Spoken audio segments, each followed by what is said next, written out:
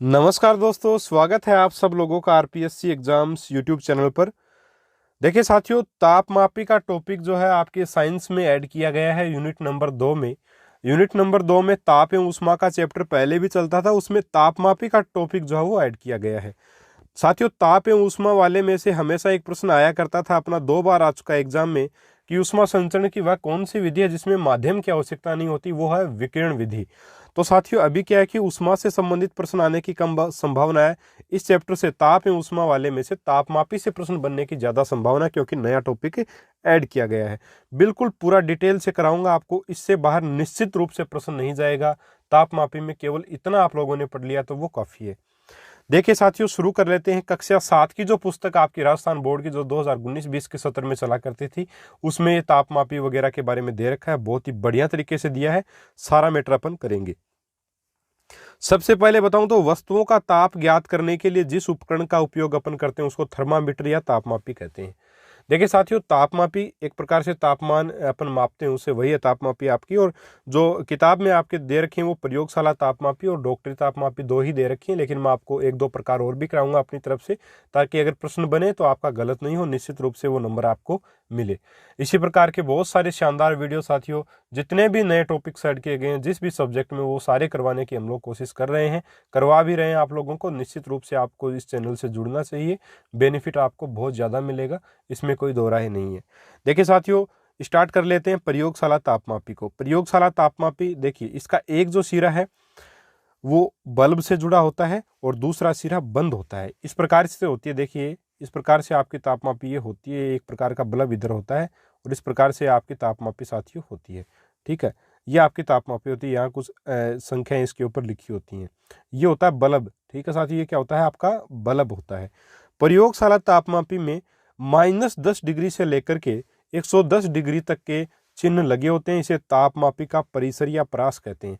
इसका मतलब क्या है कि ये जो प्रयोगशाला तापमापी है, इसके माध्यम से अपन -10 डिग्री से लेकर के 110 डिग्री सेंटीग्रेड के तापमान को आराम से माप सकते हैं। ठीक है, ये इसका मतलब। और ये इसकी क्या कहलाती है? परास कहलाती है। पूछ लिया जाए अगर आपसे कि प्रयोगशाला तापमापी की परास कितनी है, तो वो है -10 डिग्री सेंटीग्रेड से लेकर के 110 डिग्री सेंटीग्रेड। ध्यान में रखना है, इंपॉर्टेंट है।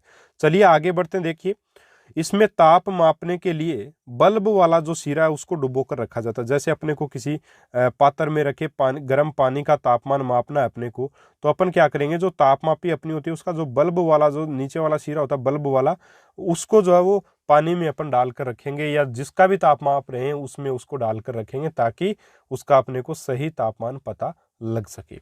ठीक है, तो बस इतनी ही बातें जो है वो प्रयोगशाला तापमापी के लिए इंपॉर्टेंट है, ये आपको ध्यान में रखनी है।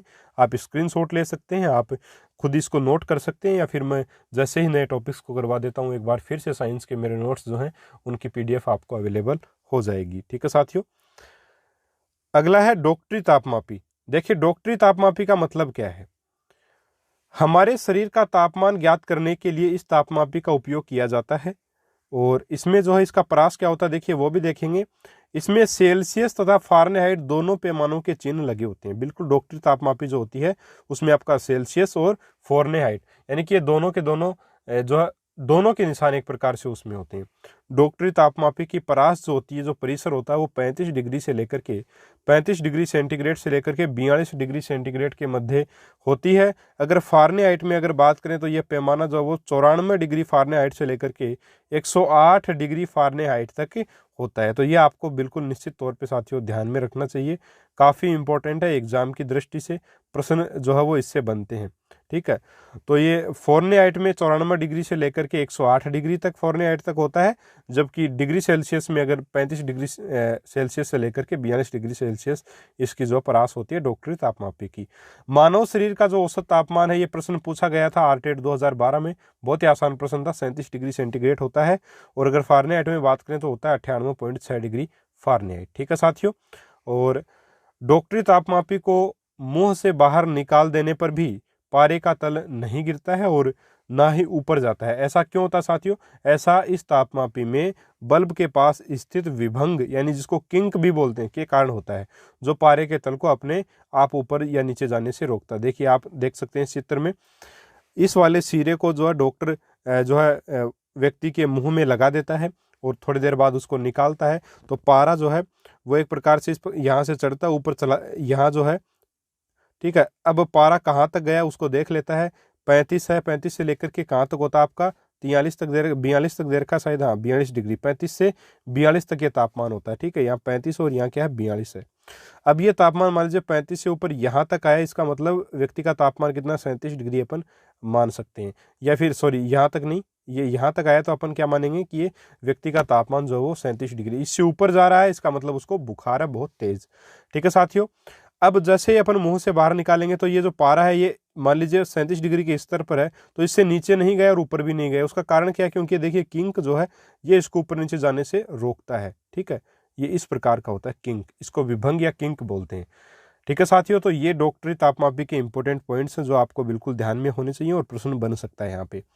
अब देखिए आपकी किताब में सिर्फ इतना ही दे रखा है, लेकिन कुछ चीजें मैं आपको और थोड़ी सी बताना चाहूंगा। नोट में देखिए क्या है, तापमापी के बल्ब को कभी भी सीधे ज्वाला पर या उसके पास अथवा धूप में अधिक देर तक नहीं रखना चाहिए, अन्यथा तापमापी टूट सकता है, ठीक है। जो बल्ब आपका होता है जिसमें पारा एक प्रकार से होता है उसको ज़्यादा देर नहीं रखना चाहिए, धूप में या सीधा आग में नहीं रखना चाहिए, उससे उसका वो क्षतिग्रस्त हो सकती है। इसके अलावा बात करें देखिए द्रव तापमापी, ये मैं अपनी तरफ से आपको करवा रहा हूँ। द्रव तापमापी का क्या होगा, देखिए यहाँ पे थोड़ा गलत लिखा गया, हाँ द्रव तापमापी, द्रव तापमापी में मुख्य रूप से एल्कोहल व पारे का प्रयोग किया जाता है।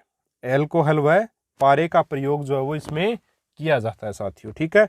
एल्कोहल का प्रयोग उन तापमापियों में किया जाता है जिनमें -40 डिग्री सेंटीग्रेड से नीचे के तापमान को मापते हैं।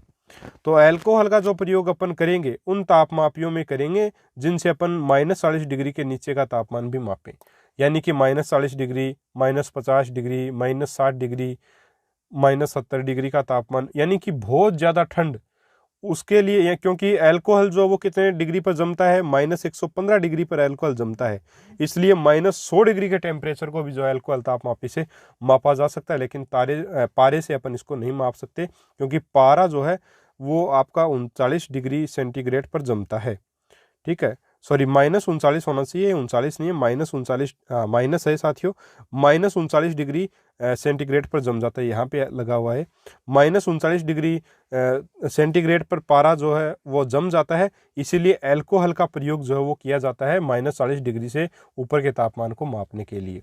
तथा पारा जो वो 357 डिग्री पर जो है वो उबलने लगता है, तो इससे कम कम ही इससे अपन मापते हैं।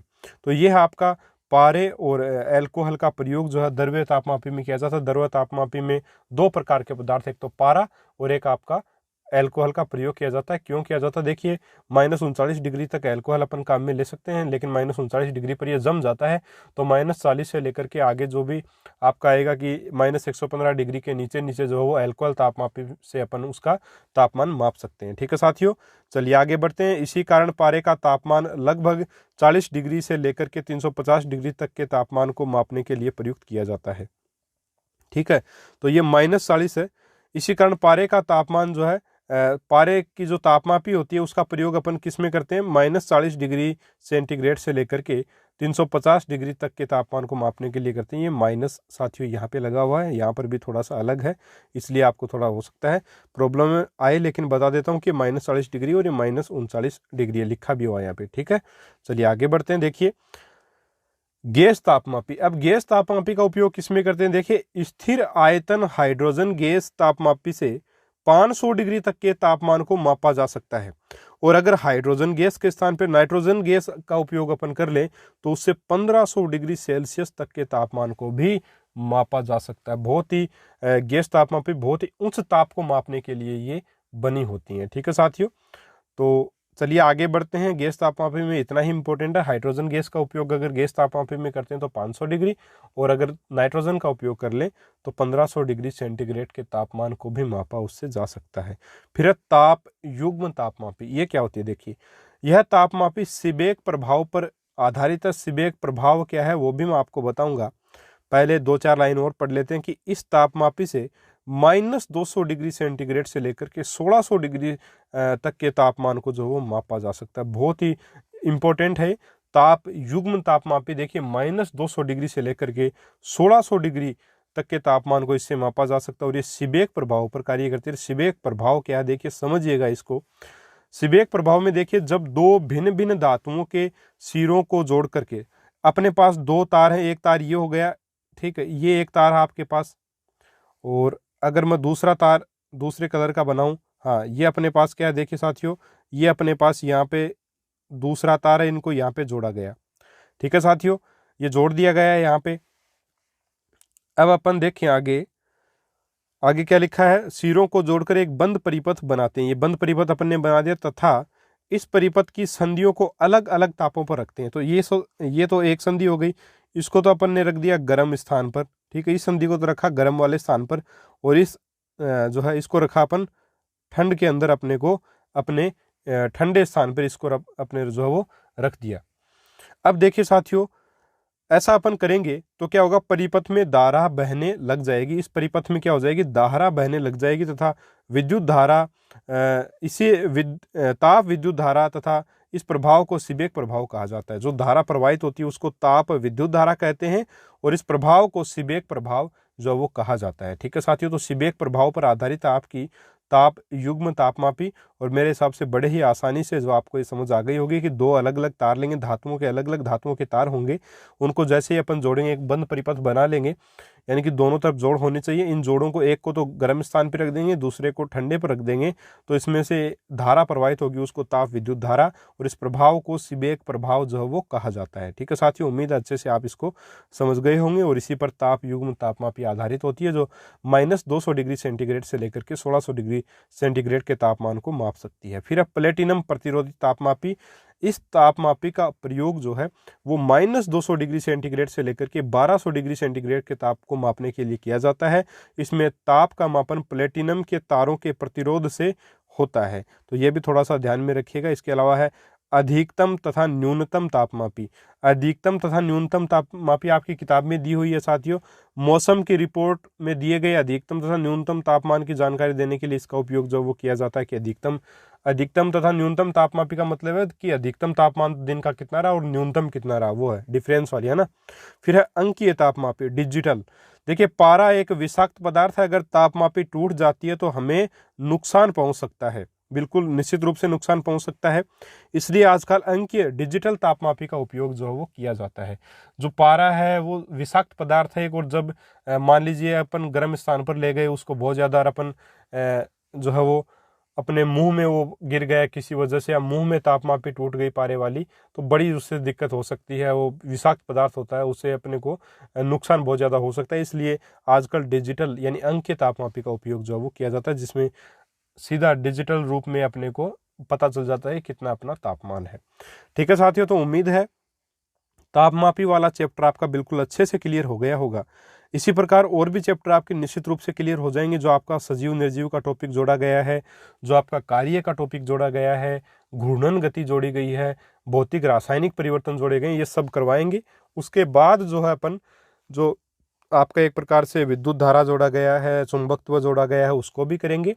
साथ में आपका अपवर्तन मैंने आपको करवा दिया, लेकिन प्रतिबिंब निर्माण में लेंस में आपको करवा दूंगा, और गोलीय दर्पण में प्रतिबिंब निर्माण, ये जो टॉपिक है इसको भी करवा देंगे। इसके साथ ही साइंस का सिलेबस अपना हो जाएगा। बाकी जो आपके जैव विविधता है, कृषि प्रबंधन है, पर्यावरण प्रदूषण नियंत्रण है, कचरा प्रबंधन है आपका, इसके अलावा ये आपके प्राकृतिक संसाधन हैं, ये सारे टॉपिक्स बिल्कुल अनुकूलन है, ये सारे टॉपिक साथियों मैं आपको करवा चुका हूँ।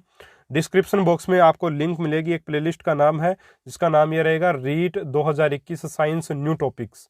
इस नाम की प्लेलिस्ट है जो आपको डिस्क्रिप्शन बॉक्स में मिल जाएगी। वहाँ आप जाकर के देखोगे तो जितने भी साइंस के नए टॉपिक्स हुए हैं और जितने मैंने करवाए हैं वो सारे के सारे वीडियोस वहाँ पर हैं। ये वीडियोस भी आपको वहीं पर मिल जाएगा, ठीक है। इसके अलावा आगे जो और वीडियोस भी आएंगे वो भी उसी लिस्ट में आपको मिलेंगे। तो डेफिनेटली आपको फ़ायदा होगा, निश्चित रूप से जो आपको बेनिफिट बहुत ज़्यादा मिलेगा इस चैनल से जुड़े रहने से।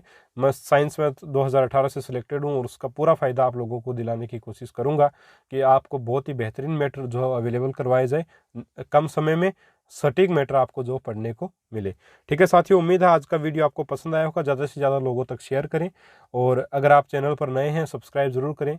सब्सक्राइब करने के बाद घंटी के निशान को दबाएं ताकि आपको हमारी वीडियोस की नोटिफिकेशन मिल सकें। मिलेंगे साथियों एक और नए वीडियो में एक और नए टॉपिक के साथ। तब तक के लिए जय हिंद, जय भारत, नमस्कार।